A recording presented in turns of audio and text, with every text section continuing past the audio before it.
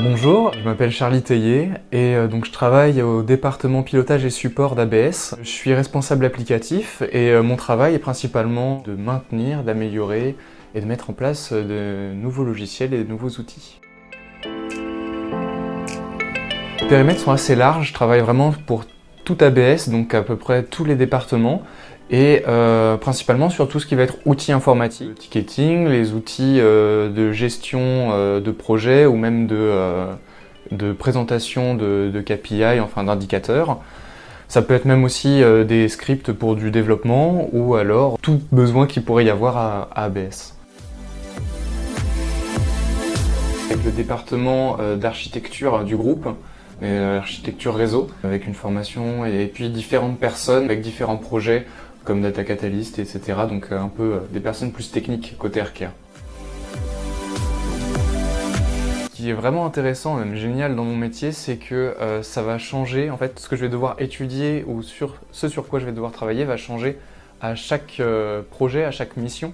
Donc c'est-à-dire que les technologies vont changer, donc les langages de programmation, les outils visés vont changer, les personnes avec qui je vais travailler vont changer, et bien sûr les domaines métiers, donc c'est-à-dire que ce soit du crédit, que ce soit un peu plus bancaire, que ce soit tel même des clients eux-mêmes, du coup le panel de personnes que je vois est aussi très très grand. Alors un projet, ça peut vraiment varier parce que ça peut aller de 2-3 jours juste pour un hotfix par exemple, ou alors ça peut s'étendre sur 6 mois, 1 an, 2 ans. Si là on est sur des gros projets qui vont impacter beaucoup plus de personnes, forcément il va falloir avoir toute une étape de préparation, toute une étape de développement, une étape de test, et ensuite après la mise en production il va falloir faire un suivi, et donc forcément les projets sont beaucoup plus longs.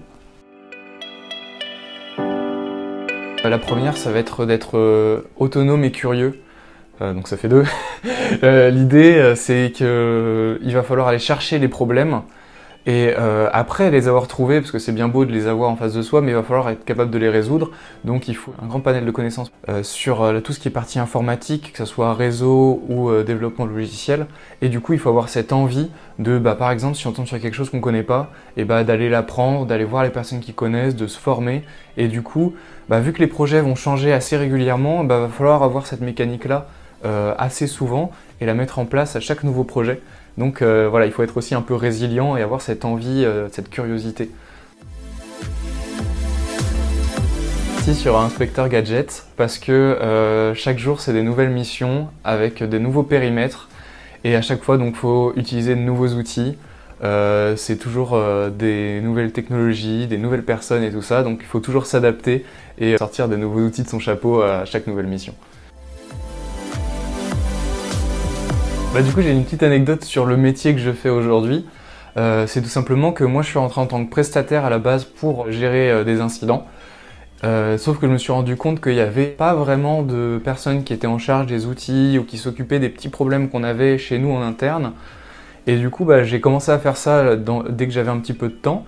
Et au final c'est le travail que je fais aujourd'hui, c'est ce pourquoi j'ai été recruté au sein d'ABS. Et du coup je trouvais cette anecdote assez drôle de se dire que ça part d'un prestataire qui avait un petit peu de temps libre sur un métier qui aujourd'hui profite à vraiment toute l'organisation.